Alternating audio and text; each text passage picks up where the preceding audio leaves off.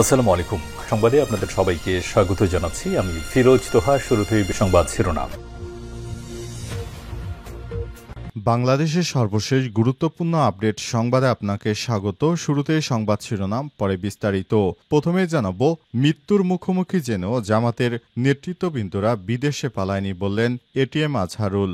জামাত ইসলামের কেন্দ্রীয় নির্বাহী পরিষদ সদস্য এটিএম আজহারুল ইসলাম বলেছেন, কোরআন বিরোধী ফ্যাসিস্ট হাসিনা সরকারের অধীনেই আমাদের প্রথম সারির নেতারা বিনা অপরাধে ফাঁসি দেওয়া হয়েছিল। মৃত্যুর মুখোমুখি যেন নেতৃত্ববৃন্দ দেশেই ছিলেন। ইসলামী আন্দোলনের কর্মীরা মৃত্যুকে ভয় পায় না বলেই আন্দোলন মুছতে পারেনি পলাতক ফ্যাসিস্ট হাসিনা। পূর্বে বিরোধিতা করে অনেকেই ধ্বংস হয়েছে, এখন আওয়ামী লীগের দোসরেরাও ধ্বংস হচ্ছে।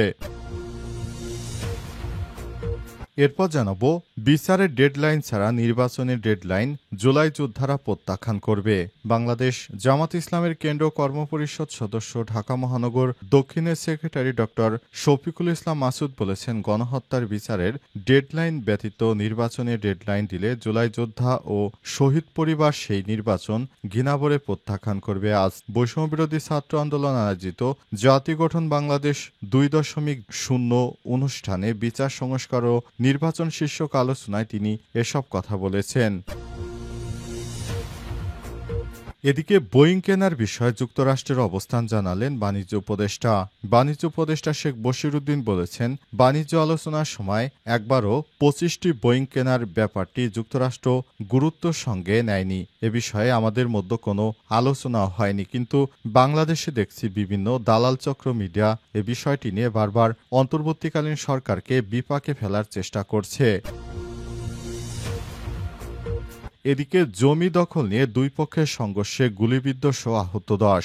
সাতক্ষীরা শ্যামনগরে বিরোধপূর্ণ একটি জমি দখল নিয়ে দুই পক্ষের মধ্যে সংঘর্ষে 5 জন, গুলিবিদ্ধ 10 জন আহত হয়েছে। বিকেলে উপজেলার রামজীবনপুরের কেয়াতলা এলাকায় এই দুর্ঘটনা ঘটে। গুলিবিদ্ধ 5 জন হলেন রামজীবনপুর গ্রামের আব্দুল মালেক গাজী 50, আরিফুল ইসলাম 15, আমিনুল ইসলাম 28 ও কেয়াতলা গ্রামের আবু সাইদ 15 ও আবদুল্লাহ আল মামুন 35। এবং সর্বশেষ জানাবো, ঘুষ দেওয়ার অভিযোগে কলম্বিয়ার সাবেক প্রেসিডেন্টের 12 বছরের কারাদণ্ড। একজন সরকারি কর্মকর্তাকে ঘুষ দেয়া এবং আইনের অপব্যবহার করার অভিযোগে কলম্বিয়ার প্রাক্তন প্রেসিডেন্ট আলভারো উরিবেকে 12 বছরের কারাদণ্ড দেওয়া হয়েছে। তবে কারাগারে আটক রাখার পরিবর্তে তাকে আপাতত গৃহবন্দী করে রাখার নির্দেশ দিয়েছে আদালত। এ অবস্থায় তিনি বাড়ি থেকে বের হতে পারবেন না। প্রিয় দর্শক, এতক্ষণ শুনছিলেন সংবাদ শিরোনাম, এবারে বিস্তারিত। তবে তার আগে বন্ধুরা, অনুরোধ থাকবে সংবাদটিতে একটি লাইক দিন।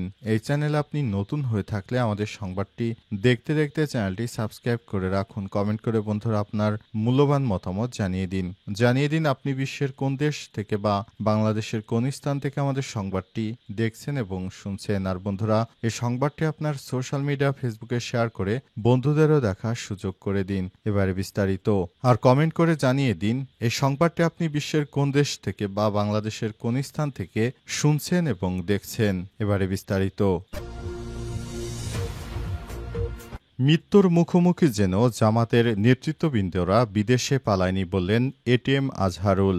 জামাত ইসলামের কেন্দ্রীয় নির্বাহী পরিষদ সদস্য এটিএম আজহারুল ইসলাম বলেছেন, কোরআন বিরোধী ফ্যাসিস্ট হাসিনা সরকারের অধীনে আমাদের প্রথম সারির নেতাদের বিনা অপরাধে ফাঁসির দড়িতে ঝুলানো হয়েছে, মৃত্যুদণ্ড দেওয়া হয়েছে অনেককে। অবস্থায় আমরা কোনোভাবে এই ফ্যাসিস্ট শেখ হাসিনার আদর্শকে আমরা মানিনি বলে আমাদের প্রকাশ্যে ফাঁসির দড়িতে ঝুলিয়ে দেলোয়ার হোসেন সাঈদীর মতো অসংখ্য নেতাকর্মীদেরকে হত্যা করা হয়েছে। কিন্তু তা সত্ত্বেও জামাত ইসলামের নেতৃত্ববৃন্দ কখনোই পিছপা হয়নি। জামাত ইসলামের নেতৃত্ববৃন্দ সবসময় বাংলাদেশটাকে কিভাবে ভালো অবস্থানে নিয়ে যাওয়া যায় সে ব্যাপারে তারা সবসময় কাজ করেছে।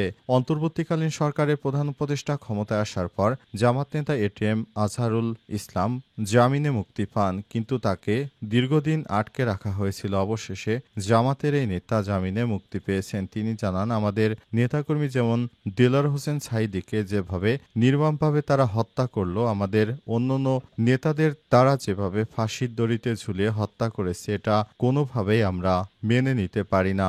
আমরা এমন একটি রাষ্ট্র চেয়েছিলাম যেখানে কোনো হানাহানি খুনোখুনি থাকবে না, আমরা একটি শান্তিপূর্ণভাবে রাজনীতি করতে পারবো, একটি পরিবেশ প্রতিষ্ঠিত হবে। কিন্তু দেখা গেল এ সরকার সেটি আর আমাদের করতে দেয়নি। তারা বিগত ১৬-১৭ বছর আমাদের চোখের সামনে আমাদের প্রাণপ্রিয় ভাইদেরকে তারা হত্যা করেছে, ফাঁসির দড়িতে ঝুলিয়েছে। সেটি আমরা চোখের সামনে দেখেছি আর আল্লাহকে ডেকেছি।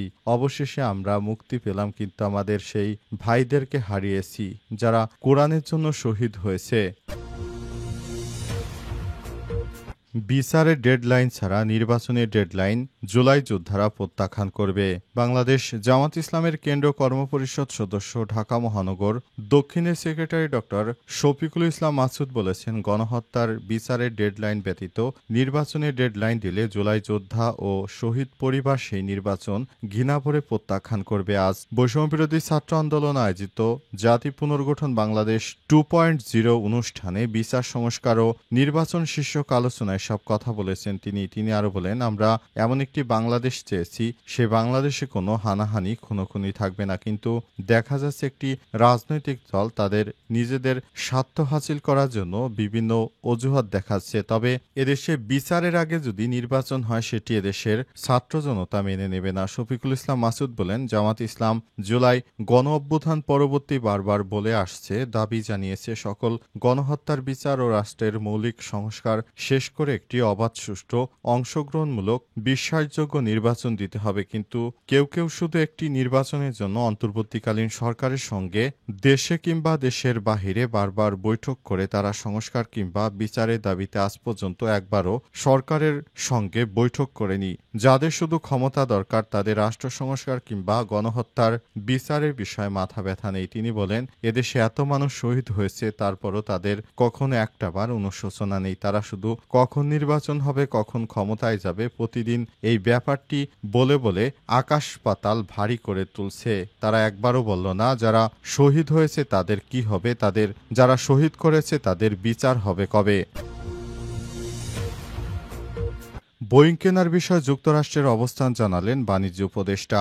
যুক্তরাষ্ট্র থেকে যে 25টি বোয়িং কেনার কথা হয়েছিল সে ব্যাপারে একবারও আলোচনা হয়নি যুক্তরাষ্ট্রের সঙ্গে, অথচ দেশের কিছু দালাল মিডিয়া সে বিষয়টি নিয়ে বারবার সংবাদ প্রকাশ করছে। তারা বলছে যুক্তরাষ্ট্র থেকে 25টি বোয়িং বিমান কেনার কথা বলে বাংলাদেশ নাকি যুক্তরাষ্ট্র থেকে শুল্ক কমিয়েছে, কিন্তু বাণিজ্য উপদেষ্টা বললেন ভিন্ন কথা। তিনি বলেন, আমরা যে ধরনের শুল্ক আলোচনা করেছি সেখানে বোয়িং কেনার বিষয়টি একবারের জন্য আলোচনা আসেনি। সুতরাং এই ধরনের মিথ্যা প্রোপাগান্ডা ছড়িয়ে যারা অন্তর্বর্তীকালীন সরকারের প্রধান উপদেষ্টাকে ব্যর্থ বানাতে চায় তারা আসলে দেশের শত্রু। আজ গোলাম মুর্তাজা ব্যক্তিগত ভেরিফাইড পেজে একটি ভিডিও প্রকাশ করা হয়। যুক্তরাষ্ট্রের রাজধানী ওয়াশিংটন ডিসিতে অবস্থিত বাংলাদেশ দূতাবাসের প্রেস মিনিস্টার গোলাম মুর্তাজার সঙ্গে আলাপচারিতায় যুক্তরাষ্ট্রে অবস্থান করা বাণিজ্য উপদেষ্টা সব কথা জানিয়েছেন। সে সময় বাণিজ্য উপদেষ্টা শেখ বশির উদ্দিন তিনি যুক্তরাষ্ট্রের সঙ্গে একটি চমৎকার আলোচনা করে বাংলাদেশের শুল্ক তিনি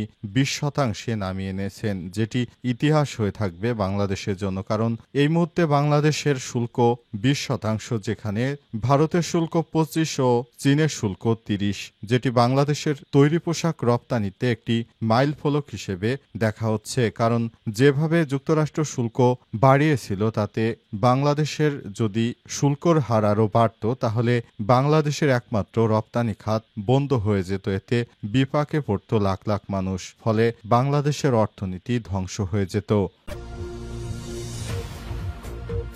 জমি দখল নিয়ে দুই পক্ষের সংঘর্ষে গুলিবিদ্ধ সহ আহত 10। সাতক্ষীরা শ্যামনগরে বিরোধপূর্ণ একটি জমি দখল নিয়ে দুই পক্ষের মধ্যে সংঘর্ষে 5 জন গুলিবিদ্ধ সহ 10 জন আহত হয়েছে। আজ বিকালে উপজেলার রামজীবনপুর কেয়াতলা এলাকায় ঘটনা ঘটে। গুলিবিদ্ধ 5 জন হলেন রামজীবনপুর গ্রামের আব্দুল মালেক গাজী 50, আরিফুল ইসলাম 15, আমিনুল ইসলাম 28, কেয়াতলা গ্রামের আবু সাইদ 15, আব্দুল্লাল মামুন 35, আটক 4 জন হলেন শ্যামনগর উপজেলার কেয়াতলা গ্রামের আশরাফুল ইসলাম 25 ও আমানুল্লাহ ইমন 23 এবং দেবহাটার সখীপুর এলাকার মারুফ হোসেন 22 এবং আব্দুল্লাল মামুন 20।